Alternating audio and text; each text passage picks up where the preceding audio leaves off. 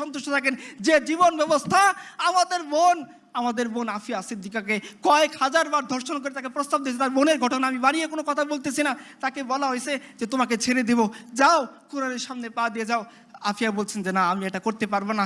তো আফিয়া, তার বোন বলতেছিল যে আফিয়ার তার স্বপ্নের মধ্যে রাসূলুল্লাহ সাল্লাল্লাহু আলাইহি সাল্লাম আসছেন, এসে জিজ্ঞাসা করতেছেন, আল্লাহ রাসূলকে জিজ্ঞাসা করছেন আফিয়া, ইয়া রাসূলুল্লাহ, আমার ইমতিহান, এই পরীক্ষা কবে শেষ হবে?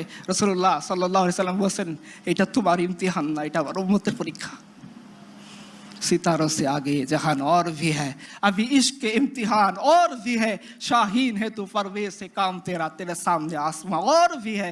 মুসলিম উম্মাহ, তিনি বলছিলেন, তখন যখন আমেরিকার ফৌজিরা তাকে জিজ্ঞাসা করে, তিনি একটা অভিমান করে কথা বলছেন যে আমি এভাবে কোরআনের উপর পা দিয়ে যাব না, আমাকে সারানোর জন্য মোহাম্মদ বিন কাসেম আসবে। প্রত্যেকদিন আমেরিকার সৈন্যরা তাকে জিজ্ঞাসা করে, মোহাম্মদ বিন কাসেম আসেনি।